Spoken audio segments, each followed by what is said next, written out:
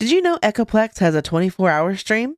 That's right. Check out our 24/7 music stream at echoplexmedia.com/live or at eplex.xyz. Our huge self-submitted local music library plays the best tunes the Bay Area has to offer, and commercial free, well, except for ours, and even by request. Check out the player on echoplexmedia.com or at eplex.xyz. Bookmark it and enjoy it all day. The internet is a big dumpster. Don't forget to follow us on social media for beautiful food and inspiration.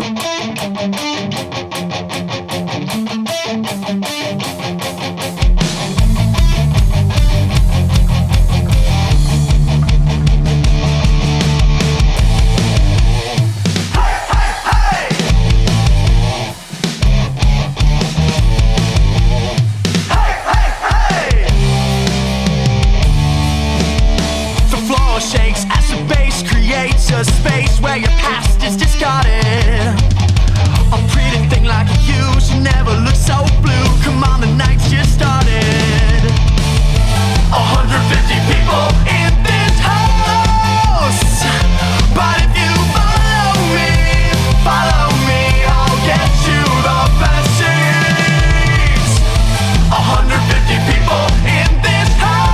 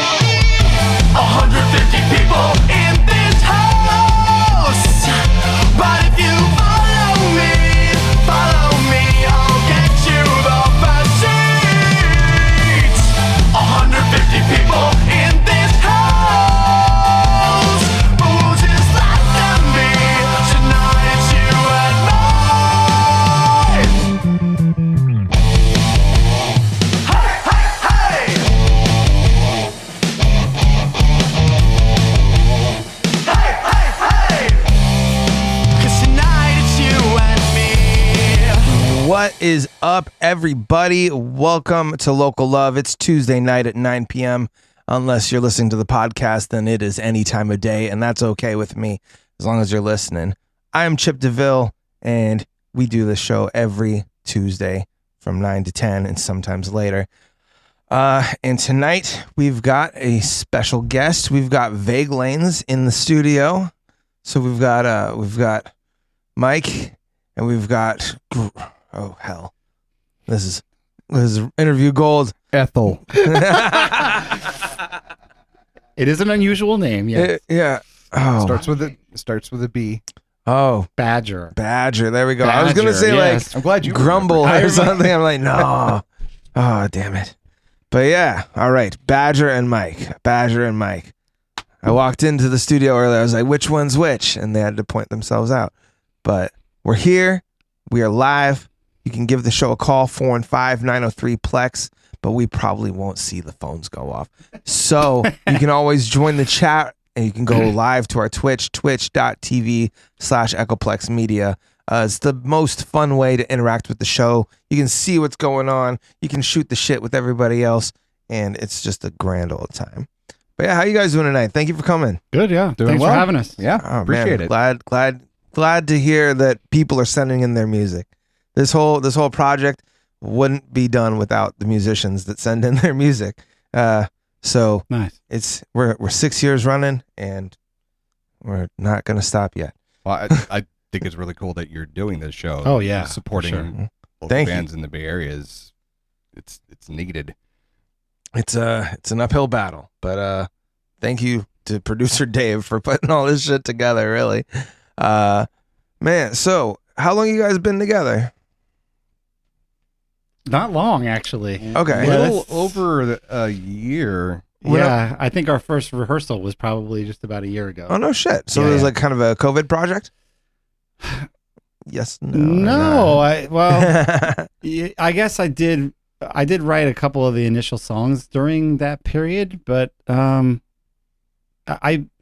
wrote a few things around then, and I thought that they would, I've known Badger a long time, but never actually played music with him. We tried to jam once or twice or anything, and it was just kind of like, I think we were too busy with their other projects and things like that. So I just wrote a couple of tracks and sent them to him, and I'm like, what do you think? You think we can do this? And he said, yeah. And then I said, hell yeah.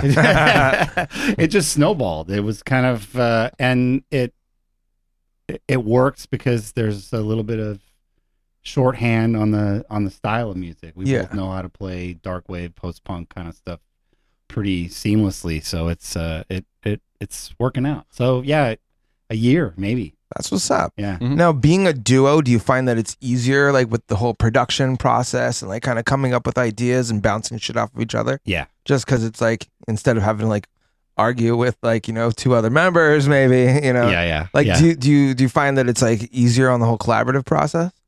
Oh, for sure. And we played a show last Wednesday, and somebody was like, it would be awesome if you guys had a live drummer.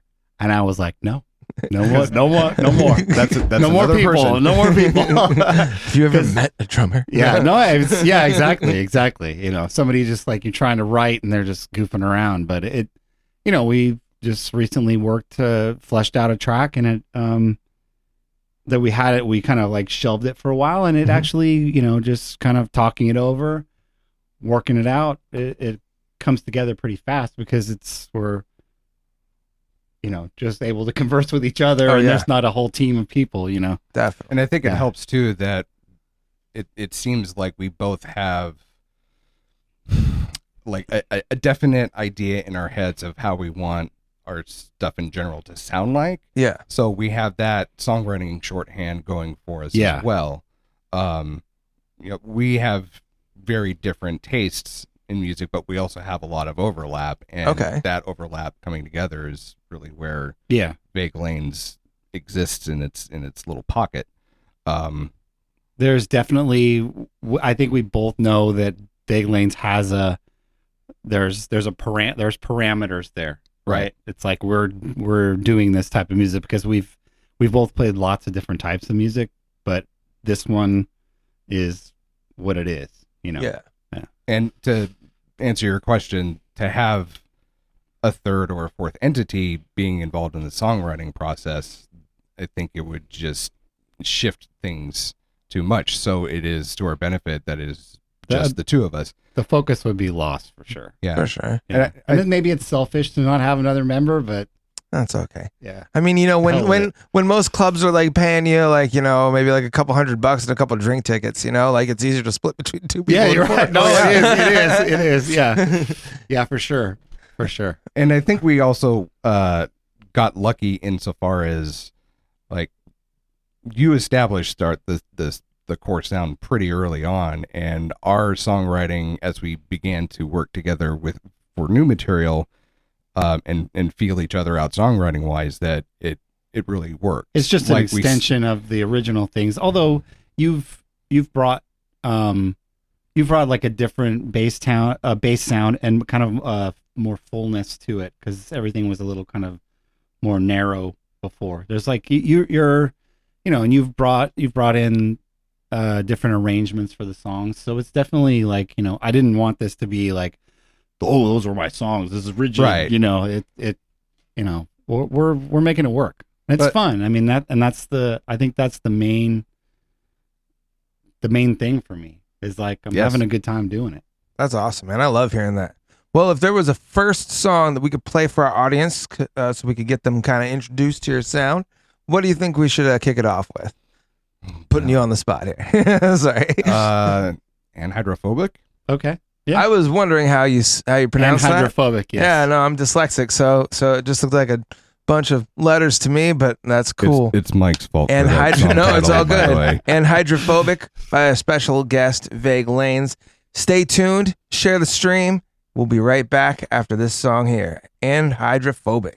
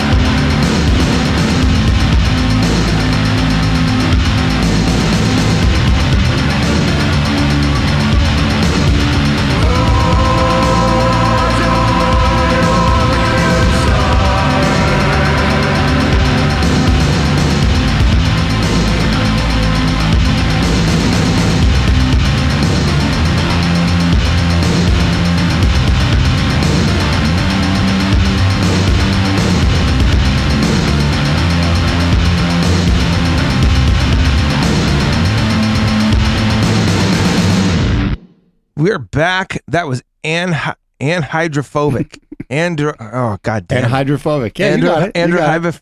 And hydrophobic. Jesus. Again, Yes. Horrible broadcasting song. skills right now. My god. Wow. All right. So first of all, the name. What is the name? And hydrophobic? Yes. Fear of corks. Corks? Yes, cork is a hydrophobic substance. It's the song is about alcoholism, really. Uh-huh. I mean, so it's that's why I tried to do a little more tongue in cheek name for the whole thing. I see. Yeah, That's cool. Well, I definitely dig the sound. Now, who does what? Badger plays bass. Okay. I do. He plays the 4-string bass. Nice. I play the 6-string bass. Okay. And I'll do the programming and some of the synths, and I'm also the singer. Dude, that's awesome. Right on.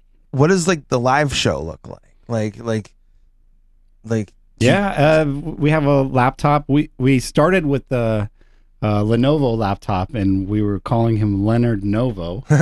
And if you look at our Bandcamp, he's still there as doing drums and synths. That's But awesome. We've since got rid of him. Right. Now we have Len Jr. Yeah, we have a laptop, and it's just the laptop and the two of us. That's awesome. We just rip it up. That's badass. Nice and quick style. Yeah. I think we'd want to expand our stage setup a little bit as far as like lights and banners. More and smoke. Stuff, but More smoke. Yeah. More you smoke. never have enough. They dry- never get the opening band a lot of smoke. It's just like a little bit, Yeah. Sometimes you just got to bring your own shit. Like You're right. I work as a DJ, and like there's this one venue. They have a bunch of stage lights, but I still bring like a dozen of my own. Yeah. Just because I want to, pack that little extra punch, So like For sure. I totally get that, And cheers to a band that brings their own fog machines. Nothing wrong with that. Yeah, I'll Craigslist one and just Hell yeah, hell yeah. That's awesome. Do you guys got any shows coming up? No, potentially in October. We just played one last Wednesday with Traders from Toronto. They were Nice. on the tour, and we played at the Elbow Room in Oakland. Oh, I love that place. Yeah, it's a nice spot. That's what's up. Good sound there. So are you guys East Bay cats, or which part of the Bay Area? Yeah, we're both. We actually both live in Alameda. Okay, cool. Yeah, island guys. Right on. That's awesome. Well, so then I was reading your bio earlier. So you guys have like other projects that you were. Are those like previous projects, or do you guys got like multiple bands kind of going on? Some are previous. Gridlock was previous for me. Here We Burn. Here We Burn was After the Apex. They're previous, yeah. I have a couple of like semi-active ones that I just do on my own. Cool. Drift and Bit Crush. But right now I'm, pretty much focusing on this. When I first read the bios, I was like, "Are these nicknames?" Because like I already saw that your name was Badger, and I'm like, "Damn, how many nicknames does this guy have?" Shit. None. That is my real name. Yeah. Awesome. Yeah, I don't have any other music projects besides this one. I don't really like the idea of trying to split my energy between multiple music projects. I'd I rather like be that. able to devote my energy 100% into one. Yeah. And to have more than one for me is to kind of dilute the energy and the creative drive, and I don't want to do that. No, I wanna get that. Plow it all into Vague Lane. So I know. yeah. Where did the name Vague Lanes come from for the band? Yeah, I'm not sure. I just something that I came up with that could be anything.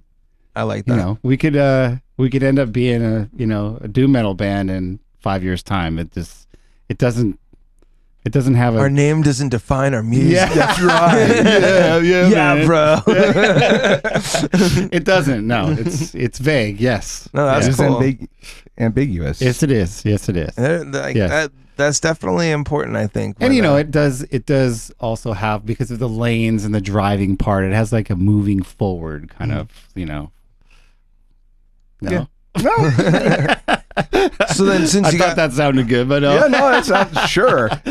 like, since you guys are both out, and like I've talked to a lot of bands that like they'll use like digital means of like sending ideas back and forth or whatever. Like, since you guys are both in the East Bay? Is it easier for you to just get together and collaborate and like have like a set band practice day? Or Yeah, we actually practice twice a week. Yep. And that's where all of the I would say most of the songwriting happens, as well as, just getting ready for shows.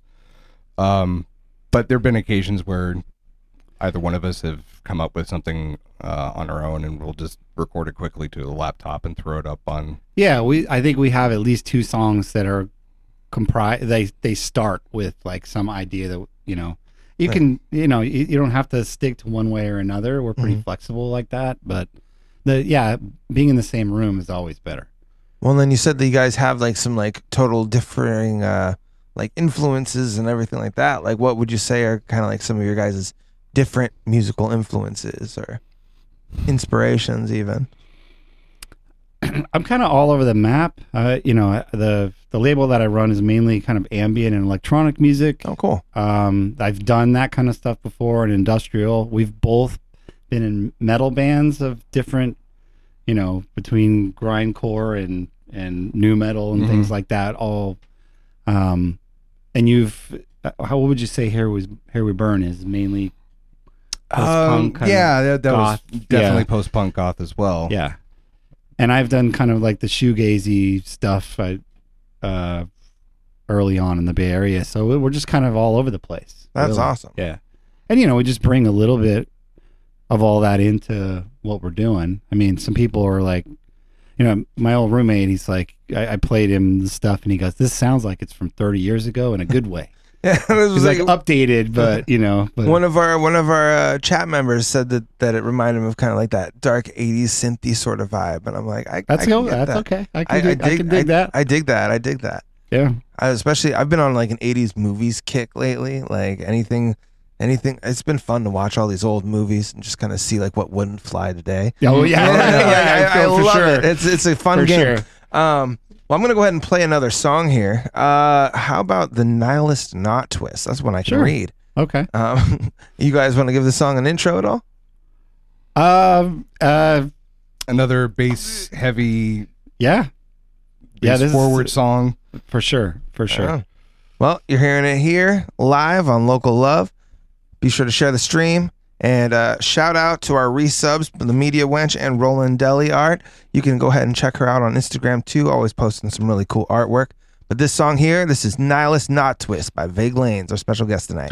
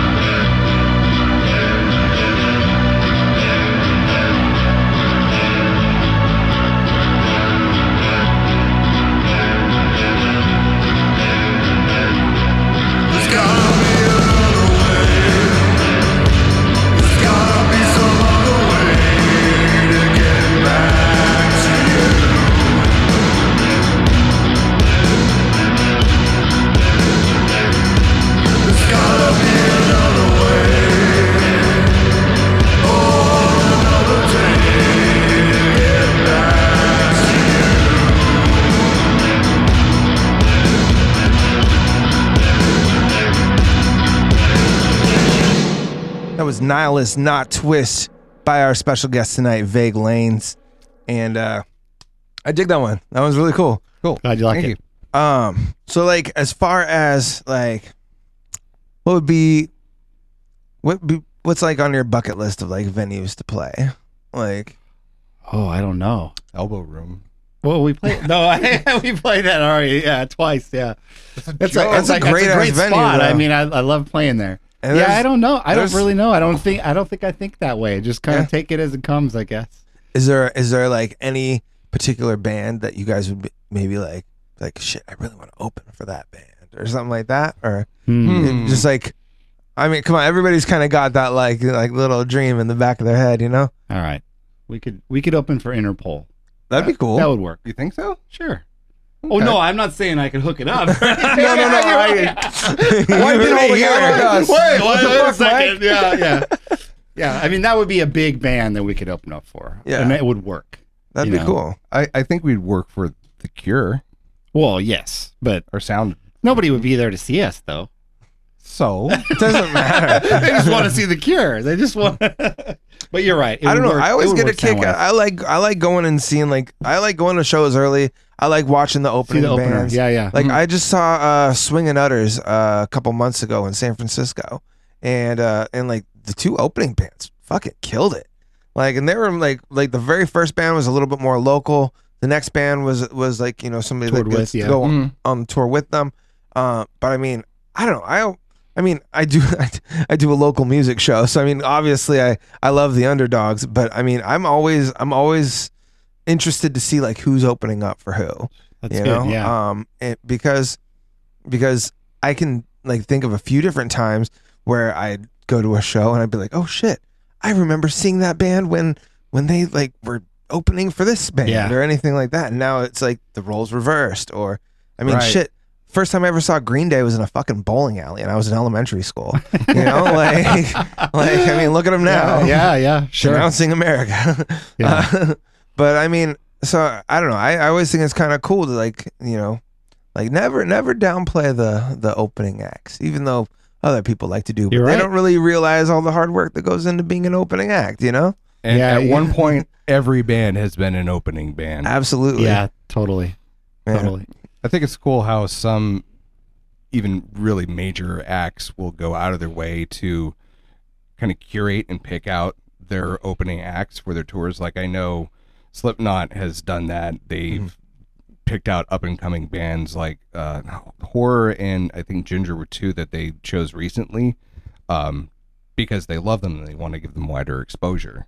Yeah, And so that's they're- cool. That's they're- very cool. rather than just letting the promoter handle all of that. And I like when bands kind of take that role too, where they're just like, hey, like, you know, we want to help give opportunity where like we used to want that opportunity, you know? Yeah. it's- It also has potential to be a better bill because it's like, you know, the band is curating the bill, you know, you're they're gonna fit together a little better, you know.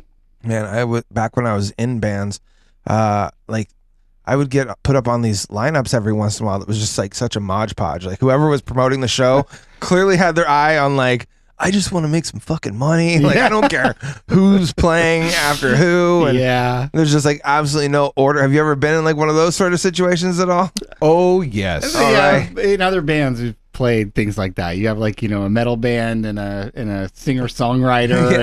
It's just The most extreme one that I was a part of was when I was in this one band that I'm just not going to mention, but it was, you know, Ted. So we were like this alternative rock metalish kind of act, and we were the main support before the headliner. And I'll just give you a brief run through of the acts. We had a 16-year-old girl singer-songwriter who had to have her dad help her out with her amp and gear because she couldn't haul it herself and she was underage and this was a bar. There was an a cappella gospel singer. There was a basically Yngwie Malmsteen wannabe. There was us, and then there was a DJ electronic duo at the end. Oh man. the That's- guy, they just wanted to make the money, right? Yeah. Oh, like yeah. you said. And then I don't know, like those are always unique situations because usually it's like the people that came to see their specific person only stays for that specific person's stage time. You know, it's True. like rarely do the groups overlap, and Yeah. it's oh, the joys of being an up and coming artist. Yep. So like, what other kind of projects were you guys in like previous? I was in a number of bands that were either in the metal genre or kind of more of a doomy sludge song or sound of them.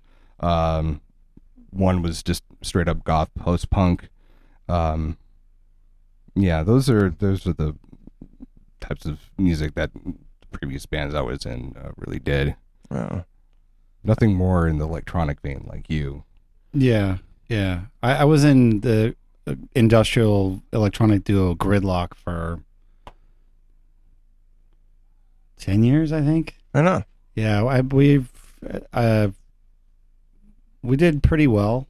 It was just kind of one of those things. It was another duo, but after I'm a while, sensing a pattern here. No. I mean, I've been bands. I've been in bands with several people, but it is a lot simpler with just two. Yeah, definitely. Yeah, but yeah, did that, and I still do the electronic kind of projects and the post rock project, Drift and Bit Crush, from time to time. I just kind of releasing tracks now because it's like if I come up with a track and finish it, I'll just put it on Bandcamp. Right on. That's what's up. Well, what song should we play next? I've got.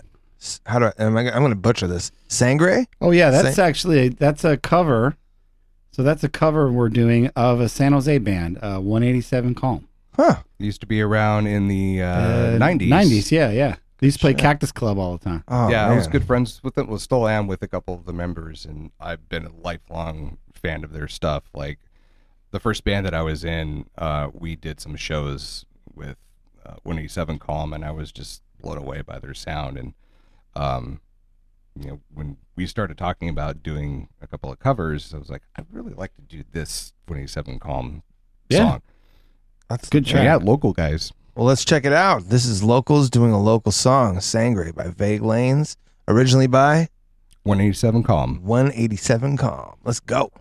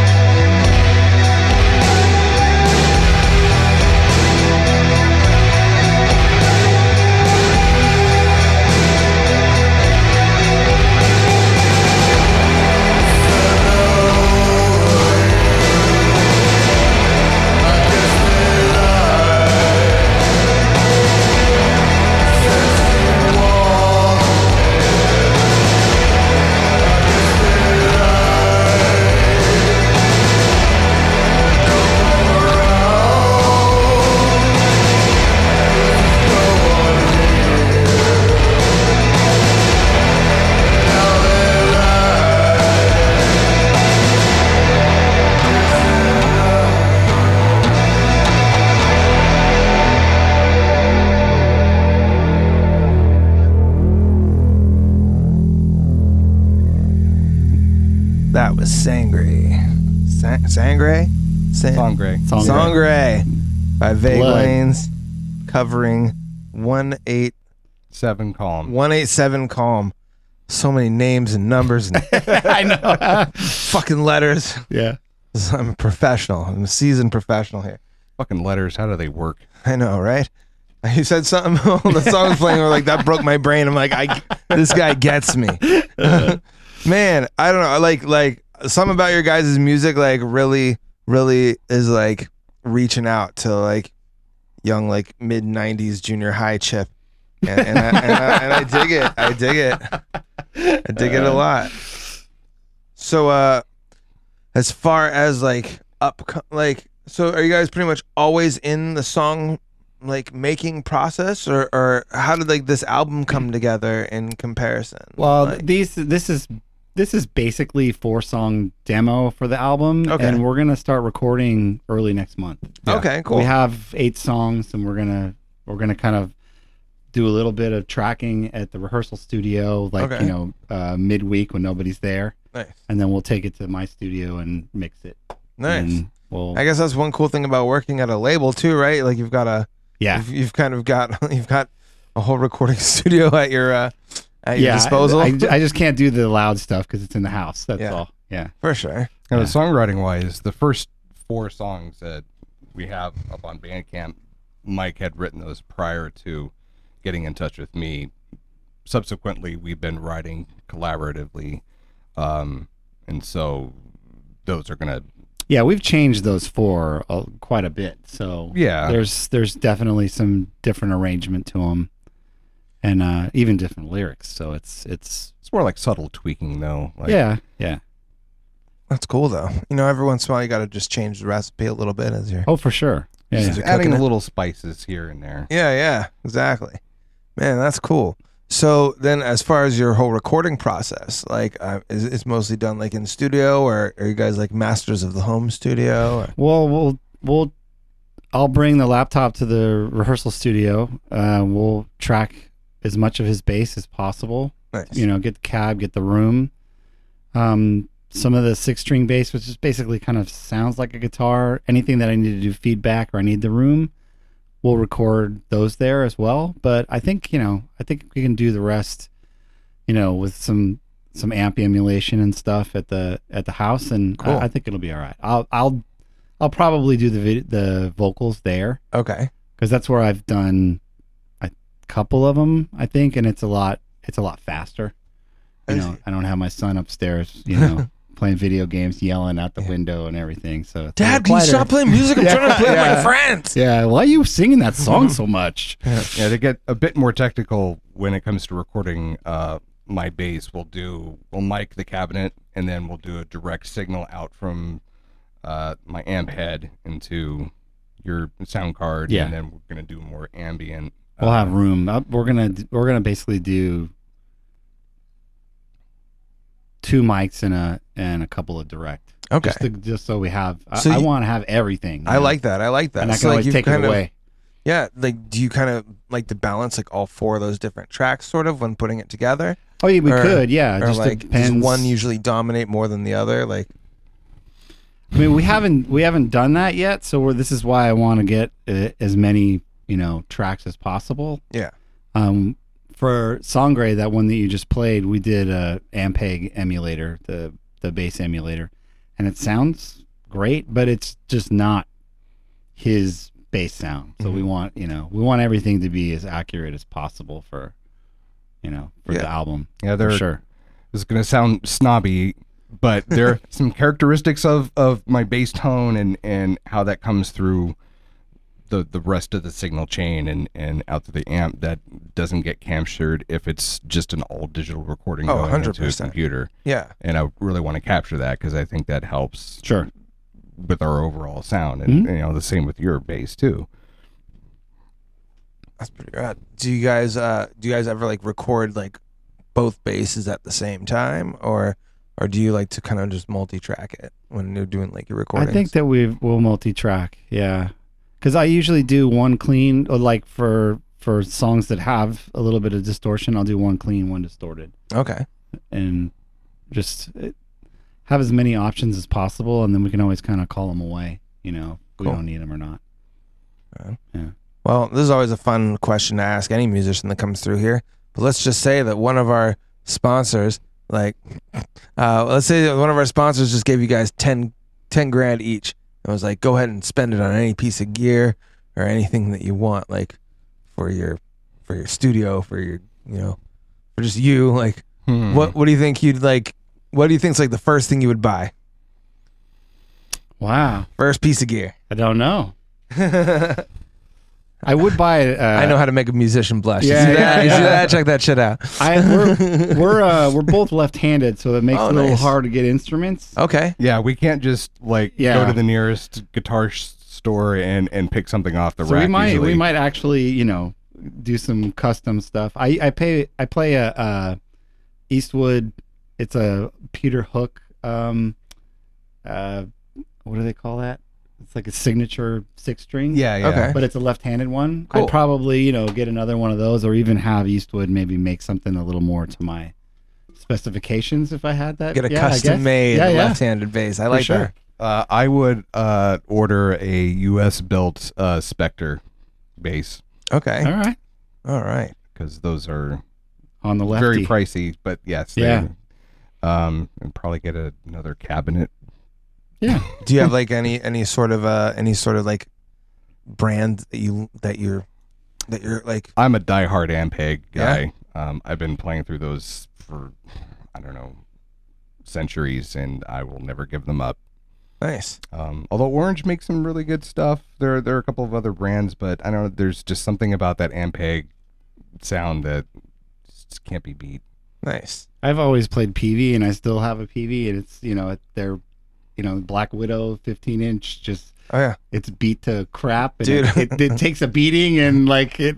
I've got a PV Black Widow subwoofer, man. That thing has seen some shit. Yeah, you drop And it out it's of an still airplane, standing it still strong. works. Yeah. Yeah. If man. there is a nuclear apocalypse, those musicians that survive Yeah. and don't die of radiation sickness, you'll be able to find a PV and it will still work for you. For Yeah. sure.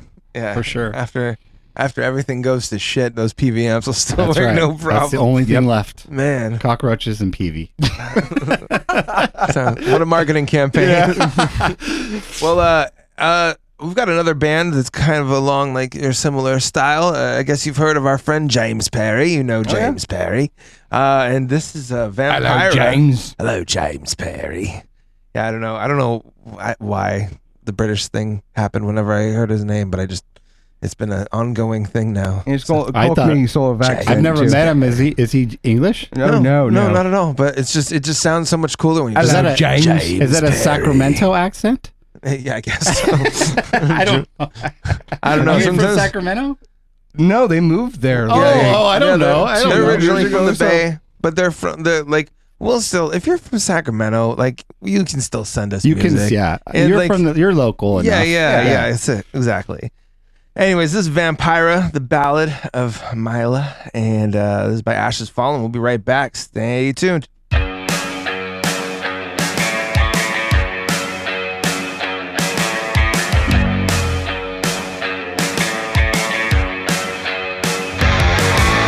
Starve yourself for 17.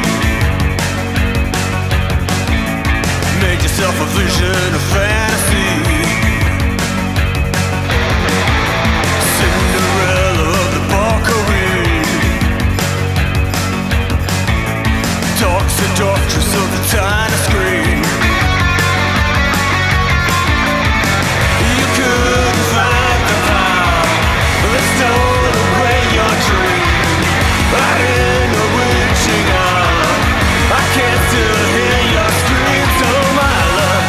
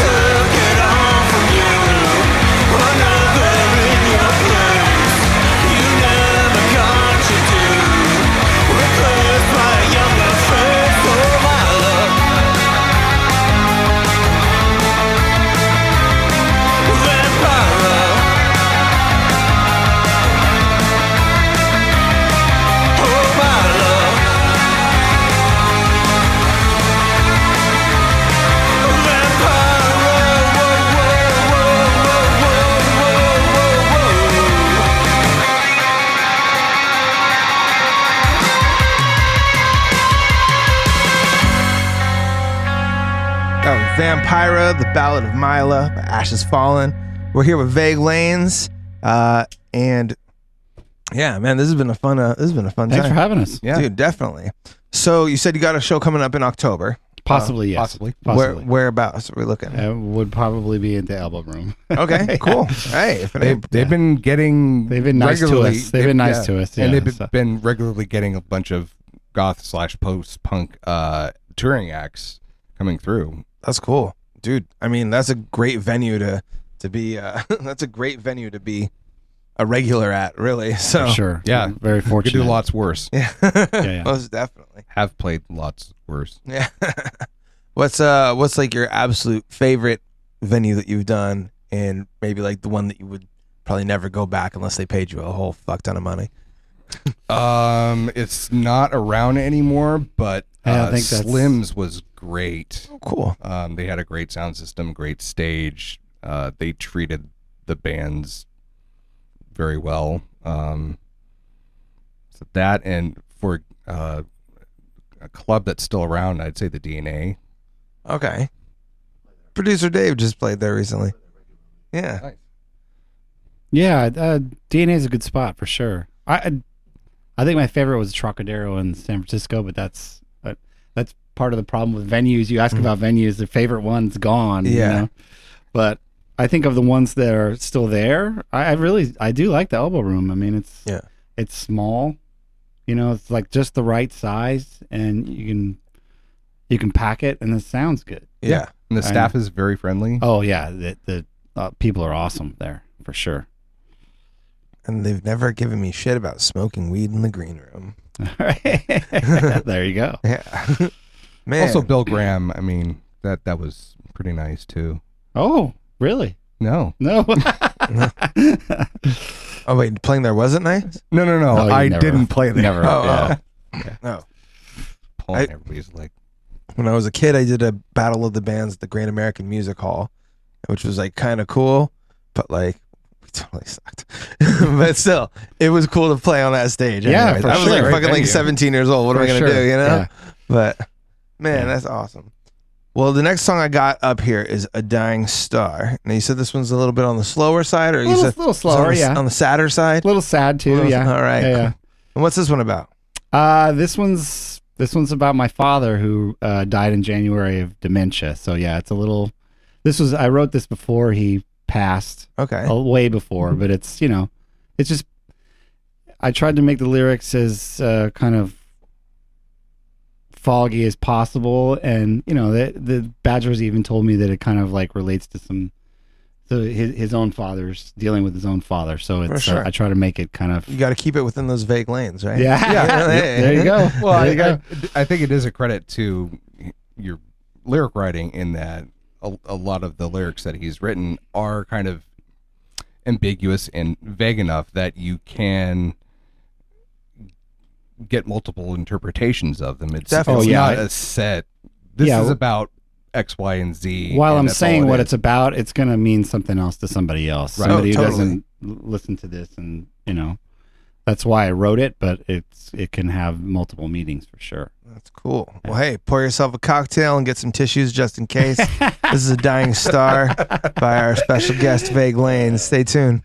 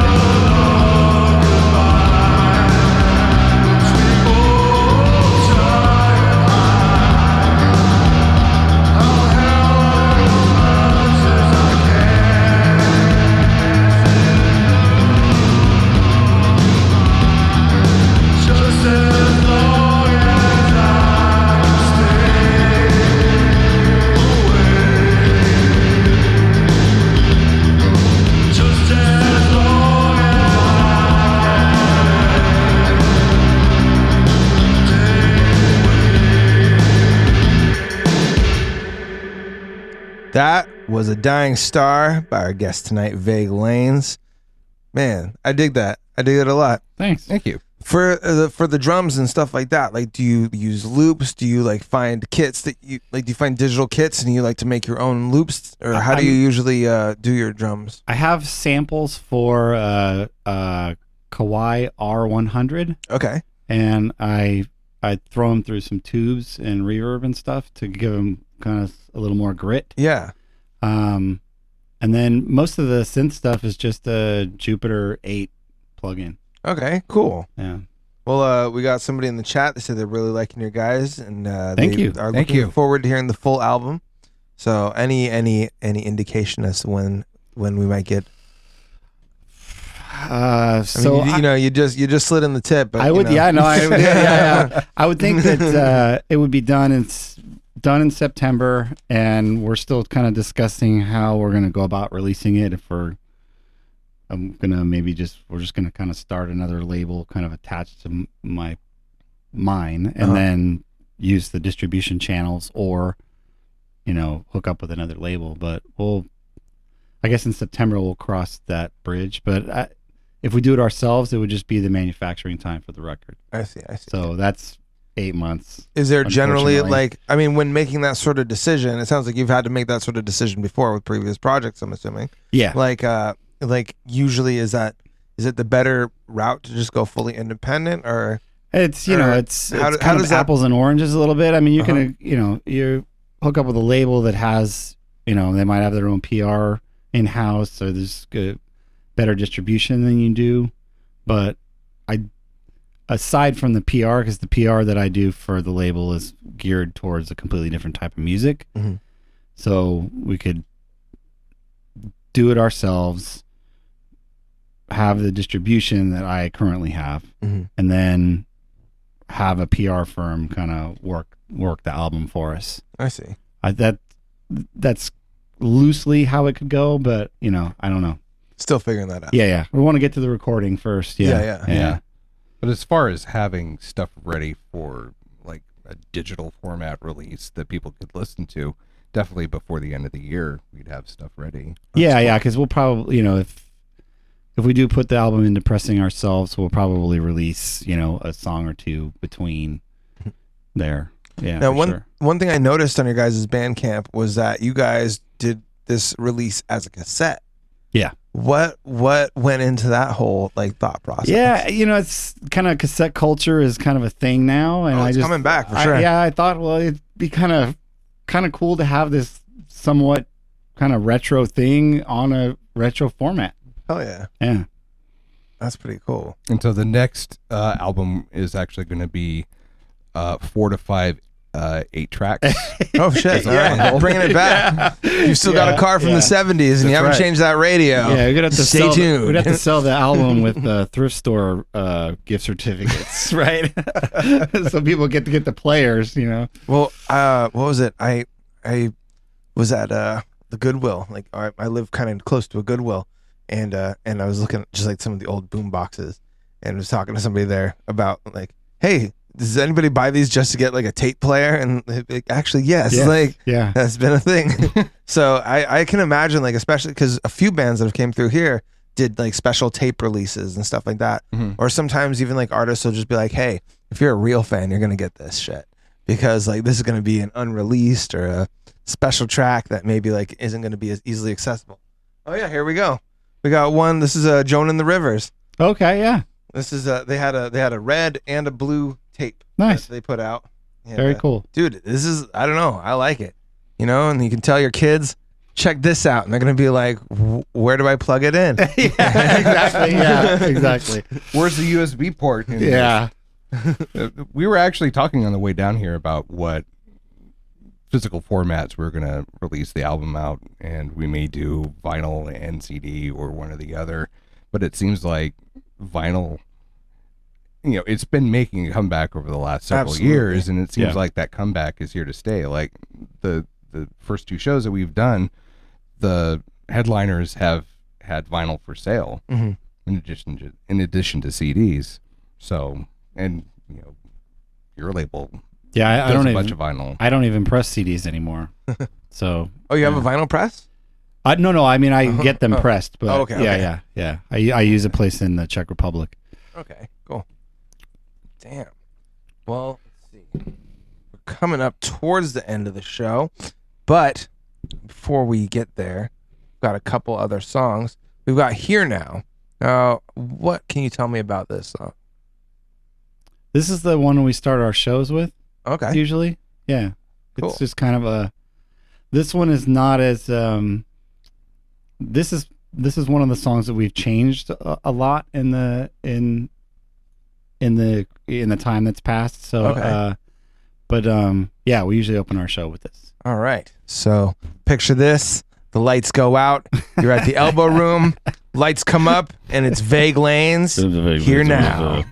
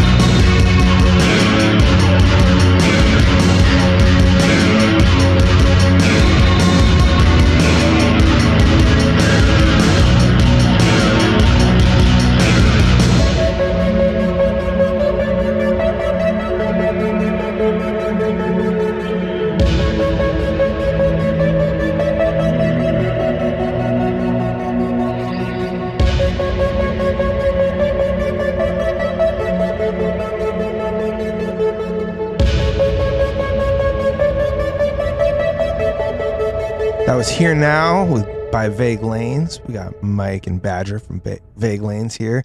Shout out to Jerry Rex, first time user in the chat, who can't wait to see you guys perform live. Thanks, Jerry. Hey. Thank you.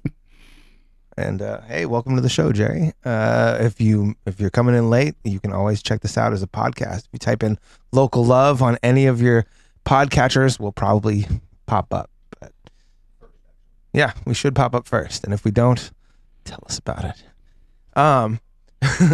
But yeah, okay. So that was Here Now. Now, while that song was playing, we're kind of talking about this scenario where you guys are gonna have like an album release party or something like that. Yeah. And it's just a matter of putting together that right bill and stuff like that. Now, as far as, because I would say, I mean, in the South Bay specifically, in comparison to like San Francisco or Oakland, the overall support system for any local musician, I would say, is a bit stronger. Maybe like it's just because there's actual scenes and stuff like that. I feel like the South Bay is kind of just a little stagnant in that department. It's top 40 and pop, and everybody just wants to get ratchet, and nobody really. There's maybe only like 2 decent live music venues, and decent is being. I was going to ask that. Yeah, well, what there was here. Yeah, 'cause, I mean, like I remember back in the day, the bands that I were in, we would play the Cactus Club regularly, and that was the spot if you're going to play in the South Bay and you're in any sort of that place whatever kind of helped put San Jose band on the map, in my opinion. Yeah, and you had some major acts come through there too. For music wise, I mean, a whole like that place has some history For sure. And I know that there are a couple of other venues in the downtownish area that were pretty good too, but nowadays I have no idea. I mean, we've got the Caravan, like bless the Caravan. But you know, they're a little bit more like, you know, your dive bar venue. So like bringing through like larger acts isn't always on the thing. Yeah. You know.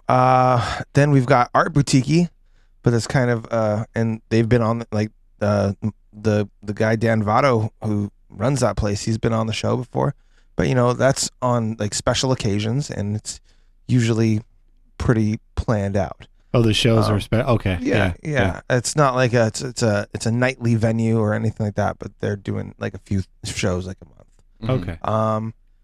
As far as like live music performance places though, I mean, there's not a whole lot going on.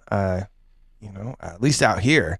I know that at least like, you know, you go out to the city, you go out to Oakland, there's definitely like venues to play. But as far as like getting people out to shows, have you guys kind of, is it like the classic struggle, or do you guys find it's a little bit easier to like get the ball rolling out there? Well, yeah, I mean, we don't know really what it's like out here, but yeah, it is a struggle, but you know, it's kind of it's almost worth it a little bit, you know. But you're right about Oakland especially has a pretty good scene for this type of music, and you know, a very good support system. So it's a good spot for sure. For sure. Yeah. Meat Cakes in the chat. What's up, Aaron? He says the Ritz is kind of probably like, it's probably, actually he's right. That's probably like our biggest venue where like live bands will come out and perform. Yeah. And that's in the same neighborhood where Cactus was. Right? Yeah. Pretty much like right across the street. Is that on First Street too? Like on the corner? It's the one that's right on the corner there. Yeah. Okay. Yeah. Man, that place has seen some transformations, but I'm really happy that it's stayed the Ritz. It sat empty for a long time. Oh, did it? Okay. Yeah. But man, it's I don't know. They're doing good things over there. Nice. But there is an established community of musicians and fans. Not really. I mean, South Bay? Musicians, yes. Fans. Oh, so people are maybe not supporting each other like they should, or I mean, I'd say that the focus in the South Bay just isn't on entertainment. Like as at least for the general public, it's really gotta have some. You gotta go out and get turned, and that's it, huh? Yeah. Okay. I don't know. We've talked to a whole lot of different artists who have just like a lot of the consensus is like South Bay is kind of a struggle in comparison to like other places in the Bay Area.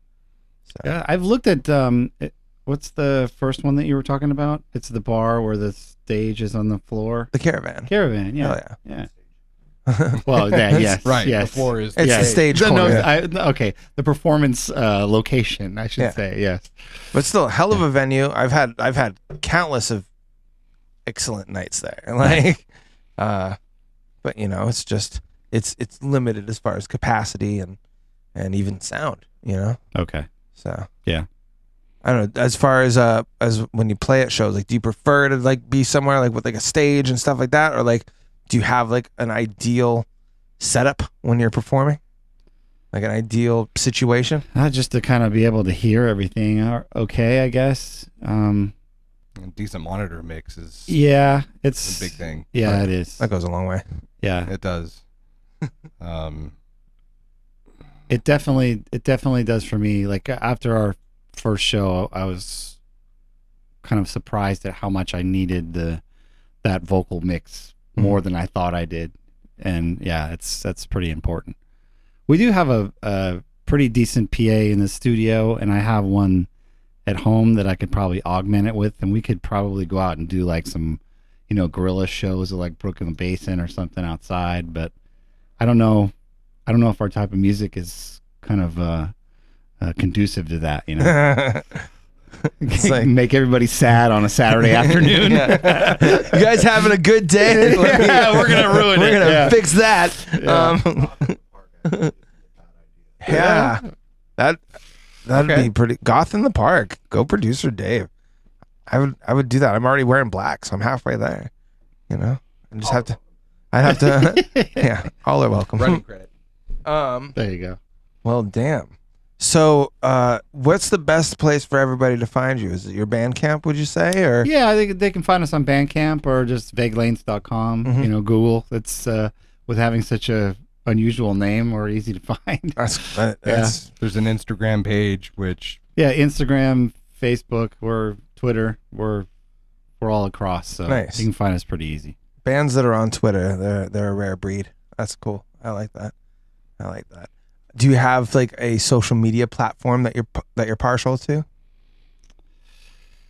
Yeah, I Have don't you- know. have you It's kind noticed, of a like, the- necessary evil, isn't Right, it? Right? exactly. Yeah. Have you noticed any like you get better engagement from like one versus the other, or do you just kind of like Instagram, we Take it definitely all have in. more engagement. okay? Yeah. There's yeah. eventually I'd be curious once we hit a certain level of, I don't know, notoriety, I suppose, to establish a Discord server and see how that pans out. Oh yeah. I think that would be Fun for you to take care of. Dude, I know. Yeah, the OGs in Echoplex history know all about our Discords, and that's also like probably one of the easiest ways for me to get in touch with Media Wench or producer Dave. Oh, okay. So It's also, I think, the best social media format if you want to engage directly and immediately with, Of course. Yeah. with your fans. Facebook and the others just, they don't cut it for that. mm-hmm. Facebook is No. yeah. Yeah. Well, so I'm going to go ahead and play one more song. When we come back, we're going to go ahead and close it on out. But this is the last song. Now, this is off your covers EP. Who's this one covering? This is Trisomy 21 from Belgium. They're like a cold wave. Cool. This is kind of a weird story. I taped this off the radio, the original song, when I was, I think, a senior in high school, Right on. off KFJC, and I was kind of like, I think we do a cover. It'll fit. It'll work. Nice. Well, we're not getting sued, so we're going to play it. This is the last. No, it's licensed. It's all good. It's all right, good. cool. Then we're definitely not getting sued. This is the last song by Vague Lanes. We'll be right back.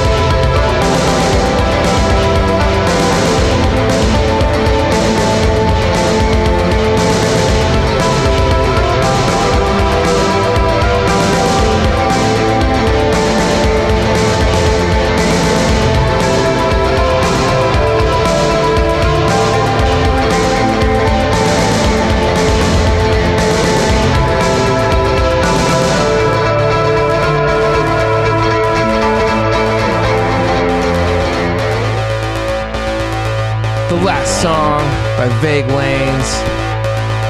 We've got Mike and Badger from Vague Lanes here in the studio tonight. This has been a hell of a night. I really appreciate you guys coming down. Thanks for having us. Shooting the Yeah, shit it's been with a me. lot of fun. Thanks a lot. See, 90 minutes goes by real fucking Hell fast, yeah, doesn't man. it? Yeah. Well, so let our listeners know how they can follow you guys and where to best places to go. And Instagram. We're on Bandcamp. We're actually on all socials. Just look up Vague Lanes or @Vague Lanes, and you'll find us. If you go to our Bandcamp site, you can stream or purchase Oh. our songs. We also have T-shirts. I was just going to mention that. Yes. As of last week, we have Vague Lanes t-shirts, which you can also get on our Bandcamp site. Oh, that reminds me. Oh, it almost got away from me. The artwork for your guys' like cassette covers and everything like that. Who did your guys' artwork? Nice, man. Thanks. You're just a one-stop shop, aren't you? Jeez. I guess. I do graphic design too, but We both Mike, do it, Mike but I did doesn't let me those, do yeah. anything. I feel like a lot of musicians take on graphic design almost as a necessity. Oh yeah. If you have the Like- talent to do it, it's always cost effective to Yeah. have somebody within the band do it, Definitely. because that's shit can get expensive. Oh, For sure. man. Plus, if you have artistic, talent in a mind for it, and you're in the band, you kind of already know what you want to establish and what you want to put forth artistic or visually, I should say. For sure. you've already got the vision in your head. Yeah. Yeah. And then trying to have somebody else do it, it's just no. Is this what you mean? Yeah, sometimes trying to translate that to another artist, it can Yeah. not work out the way you want it to. Yeah. Like suddenly it's like puppies and rainbows. Like, no, it's Yeah. not what I wanted. I think the one for me, it was, I did some designs for somebody and they were like, the green is good, but can you make the green look more friendly? I was like, okay, all right. I like that. I don't know what that means, but I never Yeah. thought of a friendly green before. friendly green. I think I made it more yellow. That's gonna, like, Crayola's listening. That's gonna be their next color, a crayon. They're just gonna be like, Friendly green. Yeah. Friendly green. Well, hey, this has been a hell of a time. For you guys who are tuned in, stay tuned because we got more for Red Light. But for those of you listening to the podcast, thank you so much. Be sure to share the stream. Just take that little button, send it to somebody. The last person that you were texting with, just send this podcast to them and then just be like, oops. Do it. And then just see what happens. Do it. Just plant that seed and watch that shit grow. It's like weed. But yeah, everything that we do wouldn't be happening if it wasn't for the artists. And all of the artists that have turned in their music can also be found on our 24-hour radio station, which is echoplexmedia.com/radio.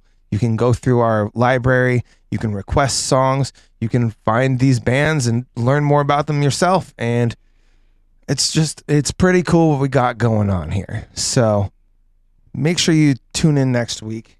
And thanks again for coming out, guys. Thanks Really for having appreciate us. it. Thanks for having If you us. guys want to stick around for Red Light, you're more than welcome to. It's going to be shenanigans. It's just not going to be on the podcast. So if you're not listening live, you're missing out. But hey, it wouldn't be a Local Love episode if I didn't play some food metal. So shout out to our buddy James Perry. This is Fries. Stay tuned. We'll see you next Tuesday.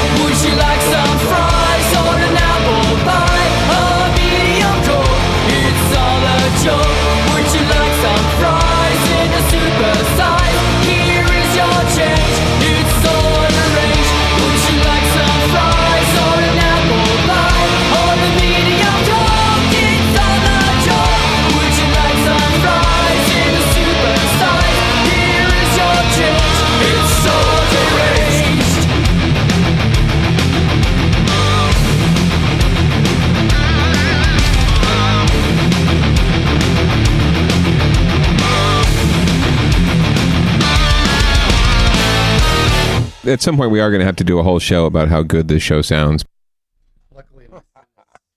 All right. Well, if you're tuned in, then the night twitch is the right twitch.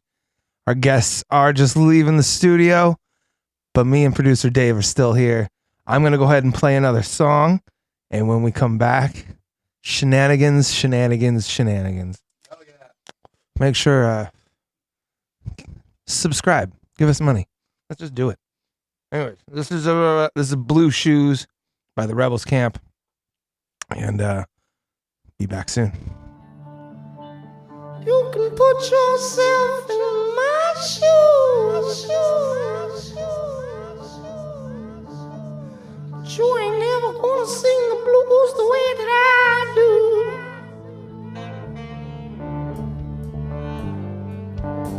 You can put yourself in my shoes,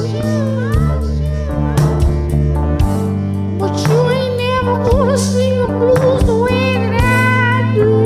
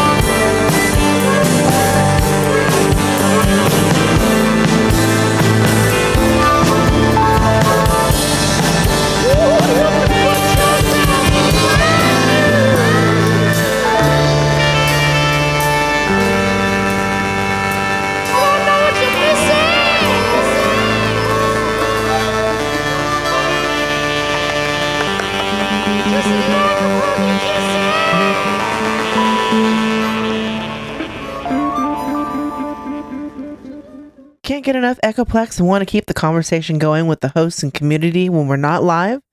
Then join our Discord server at discord.me/Echoplex.